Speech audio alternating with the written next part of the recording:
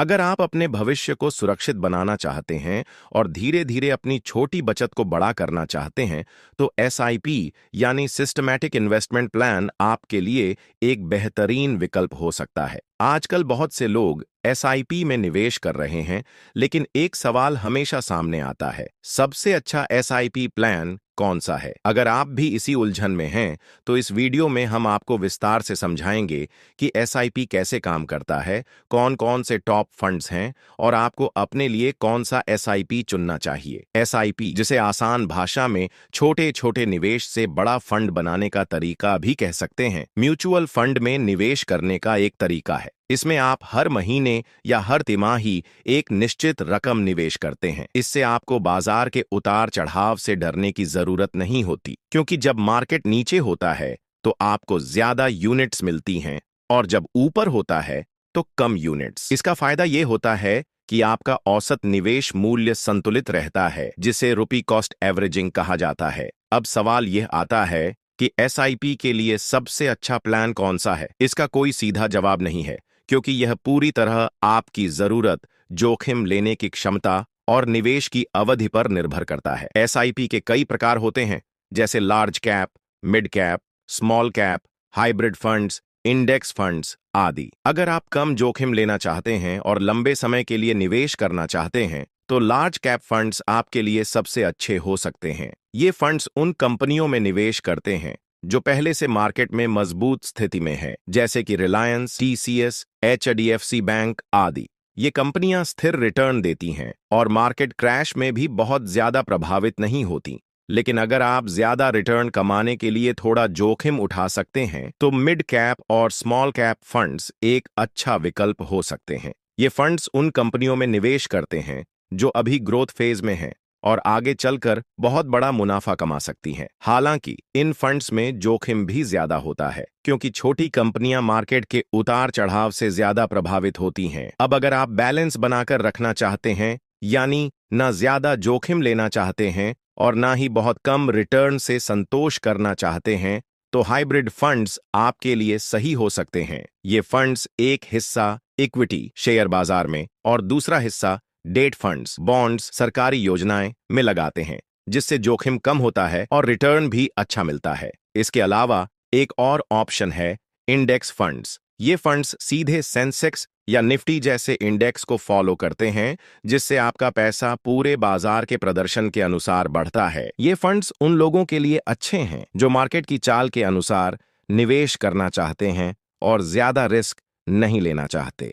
अब बात करते हैं सबसे अच्छे एसआईपी प्लान्स की। बाजार में कई अच्छे म्यूचुअल फंड्स हैं जिन्होंने पिछले कुछ सालों में अच्छा प्रदर्शन किया है। अगर आप लार्ज कैप फंड्स में निवेश करना चाहते हैं, तो ICICI prudential blue chip fund, SBI blue chip fund और एचडीएफसी टॉप 100 फंड अच्छे विकल्प हो सकते हैं। अगर मिड कैप फंड्स देख रहे हैं, तो axis mid cap fund, Kotak emerging equity fund और डीएसपी मिड कैप फंड बेहतरीन प्रदर्शन कर चुके हैं। वहीं अगर स्मॉल कैप में जाना चाहते हैं, तो SBI small cap fund, Nippon India small cap fund और एक्सिस स्मॉल कैप फंड को आप चुन सकते हैं।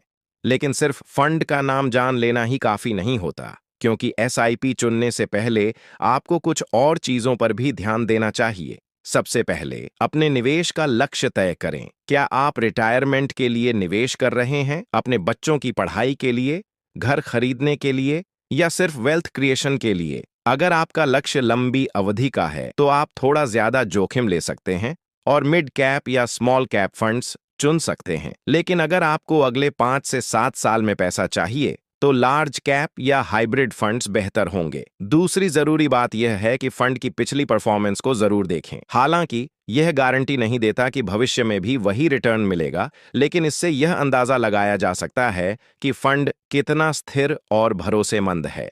तीसरी चीज है एक्सपेंस रेशियो। यह एक प्रकार की फीस होती है जो फंड मैनेजर आपके निवेश को मैनेज करने के लिए लेता है। अगर किसी फंड का एक्सपेंस रेशियो ज्यादा है, तो आपका रिटर्न थोड़ा कम हो सकता है। इसलिए हमेशा ऐसे फंड चुनें जिनका एक्सपेंस रेशियो कम हो। चौथी चीज है फंड मैनेजर का अनुभव। एक अच्छे फंड मैनेजर की रणनीति से फंड का प्रदर्शन प्रभावित होता है। इसलिए यह देखना जरूरी है कि जिस फंड में आप निवेश कर रहे हैं उसका मैनेजर कितने सालों से इसे चला रहा है और उसका ट्रैक रिकॉर्ड कैसा है। अब जब आप एसआईपी के बारे में इतनी जानकारी ले चुके हैं, तो अगला सवाल यह आता है कि एसआईपी में निवेश कैसे करें। एसआईपी में निवेश करने के लिए आपको किसी भी म्यूचुअल फंड हाउस की वेबसाइट, बैंकों या म्यूचुअल फंड एग्रीगेटर प्लेटफॉर्म जैसे Groww, Zerodha Coin, Angel One, M Stock आदि के जरिए निवेश कर सकते हैं। आपको बस अपनी केवाईसी पूरी करनी होती है, जिसमें पैन कार्ड, आधार कार्ड और बैंक अकाउंट की डिटेल्स देनी होती है। इसके बाद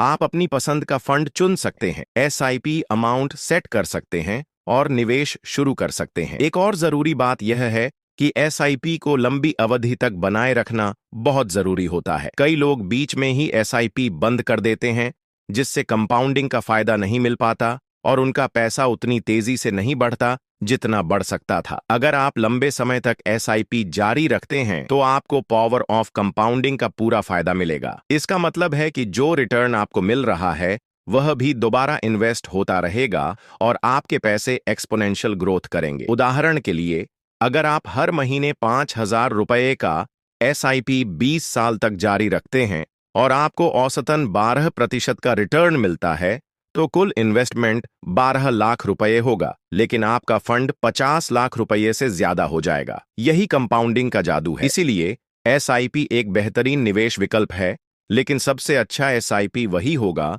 जो आपकी जरूरतों और लक्ष्यों के अनुसार सही बैठता हो। निवेश करने से पहले अच्छी तरह रिसर्च करें, लंबी अवधि के लिए निवेश करें और धैर्य बनाए रखें। अगर आपको यह जानकारी पसंद आई हो, तो इस वीडियो को लाइक करें, अपने दोस्तों के साथ शेयर करें और हमारे चैनल को सब्सक्राइब करना न भूलें।